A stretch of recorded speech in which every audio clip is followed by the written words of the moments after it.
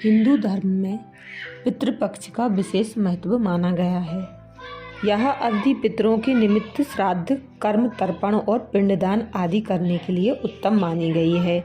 ऐसा माना जाता है कि 15 दिनों की अवधि में पितृ धरती लोक पर आते हैं। पितृपक्ष के दौरान कई तरह की सावधानियां बरतनी होती हैं, वरना भारी नुकसान झेलना पड़ता है। भाद्रपद पूर्णिमा से पितृपक्ष की शुरुआत मानी जाती है। ऐसे में इस साल पितृपक्ष की शुरुआत 17 सितंबर 2024 से हो रही है। इन्हें श्राद्ध भी कहा जाता है।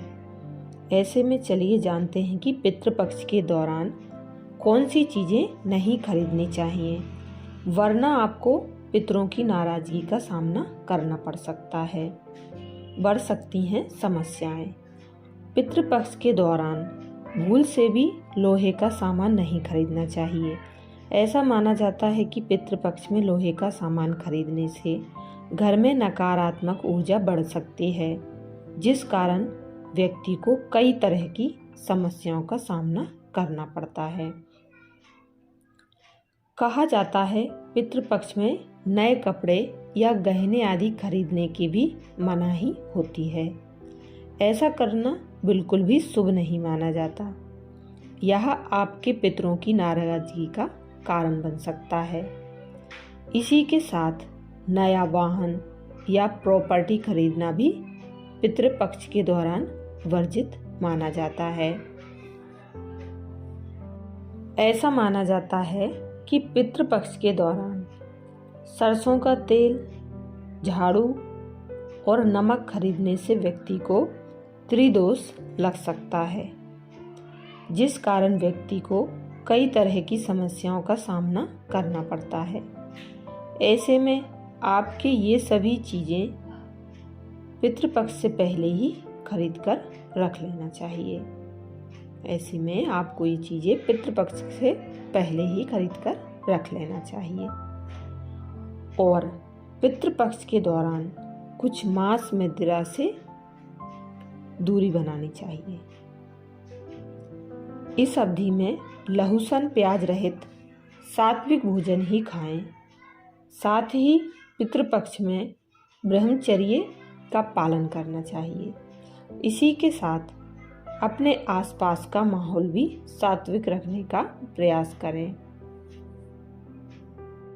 आइए जानते हैं पितृपक्ष का महत्व। मान्यता है पितृपक्ष में हमारे पूर्वज धरती पर आते हैं और हम उनके निमित्त क्या कर रहे हैं ये सब वह देखते हैं। आपको बता दें कि पितृपक्ष में पितरों का तर्पण, श्राद्ध और पिंडदान करने से उनकी आत्मा को मुक्ति मिलने के साथ मोक्ष की प्राप्ति होती है। वहीं श्राद्ध के साथ श्रद्धा के साथ श्राद्ध के कार्य करें, इसलिए ही इसे श्राद्ध कहते हैं। जिस भी श्राद्ध कार्य करते हैं उस दिन ब्राह्मण को भोजन कराने का विधान है। साथ ही जिस दिन आपके पूर्वज का श्राद्ध होता है उस दिन गाय, कुत्ता, कौवा और चींटी को भी जिमाया जाता है। वही इसे पंचग्रास या पंचबलि भी कहते हैं।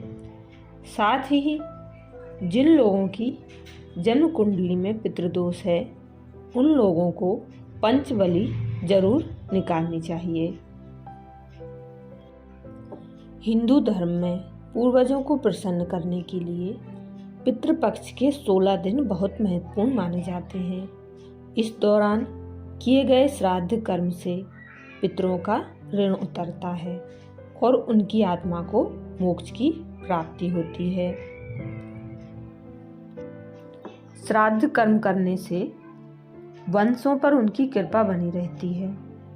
वहीं अगर आप किसी कारणवश बाहर श्राद्ध नहीं कर पा रहे हैं तो घर पर भी संपूर्ण विधि के साथ आप श्राद्ध कर्म कर सकते हैं। आइए जानते हैं घर पर कैसे श्राद्ध कर सकते हैं। श्राद्ध तिथि के अनुसार आप पितरों का श्राद्ध करें। यदि आपको तिथि याद नहीं है तो आप सर्वपितृ अमावस्या पर श्राद्ध कर्म कर सकते हैं। इस दिन सबसे पहले स्नान कर लें, फिर साफ वस्त्रों को पहनें। इस दौरान घर की साफ सफाई का खास ध्यान रखना चाहिए। पितृपक्ष में सूर्य देव के रूप में ही पितरों की पूजा की जाती है, इसलिए आप सूर्य देव को अर्घ्य दें। इसके बाद घर की दक्षिण दिशा में दीपक जलाएं, इससे पितृ प्रसन्न होते हैं। इसके बाद आप अपने पितरों की पसंद के अनुसार भोजन तैयार करें। फिर भोजन का पहला भोग 5 तरह के जीव यानी कौआ, गाय, कुत्ता, चींटियों और देवताओं को लगाएं। अब पितरों की तस्वीर के सामने धूप लगाएं और उनकी पूजा शुरू करें। इस दौरान सफ़ेद वस्तुओं का उपयोग करना चाहिए, जैसे सफ़ेद फूल, उड़द, गाय का दूध, घी, खीर, चावल, मूंग आदि। अब पितरों को भोजन का भोग लगाएं और ग्रहण करने की प्रार्थना करें। इसके बाद आप ब्राह्मणों को भोजन कराएं और अपनी श्रद्धा के अनुसार दान दक्षिणा करें। आइए अब जानते हैं श्राद्ध की सभी मुख्य तिथियां। 17 सितंबर मंगलवार पूर्णिमा का श्राद्ध ऋषियों के नाम से तर्पण किया जाता है। 18 सितंबर बुधवार प्रतिपदा तिथि का श्राद्ध पितृपक्ष आरंभ है। 19 सितंबर गुरुवार द्वितीय तिथि का श्राद्ध। 20 सितंबर शुक्रवार तृतीय तिथि का श्राद्ध। 21 सितंबर शनिवार चतुर्थी तिथि का श्राद्ध। 22 सितंबर शनिवार पंचमी तिथि का श्राद्ध। 23 सितंबर सोमवार षष्ठी और सप्तमी तिथि का श्राद्ध है। 24 सितंबर मंगलवार अष्टमी तिथि का श्राद्ध है।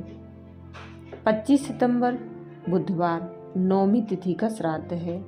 26 सितंबर गुरुवार दसवीं तिथि का श्राद्ध है।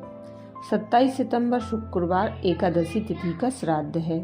29 सितंबर रविवार द्वादशी तिथि का श्राद्ध है। 30 सितंबर सोमवार त्रयोदशी तिथि का श्राद्ध है। 1 अक्टूबर मंगलवार चतुर्दशी तिथि का श्राद्ध है। 2 अक्टूबर बुधवार सर्वपितृ अमावस्या समापन है। आइए जानते हैं श्राद्ध करने की सरल विधि। जिस तिथि में पितरों का श्राद्ध करना हो उस दिन सुबह जल्दी उठें, स्नान आदि के बाद स्वच्छ कपड़े धारण करें। पितृ स्थान को गाय के गोबर से लीपकर और गंगा जल से पवित्र करें। महिलाएं स्नान करने के बाद पितरों के लिए सात्विक भोजन तैयार करें।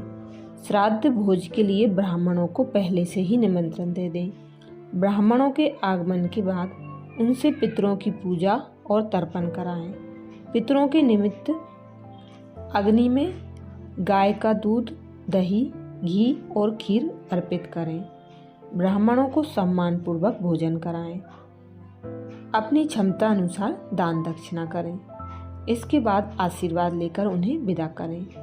श्राद्ध में पितरों के अलावा देव, गाय, स्वान, कौवे और चींटी को भोजन खिलाने की परंपरा है। अच्छा, जय श्री गणेश।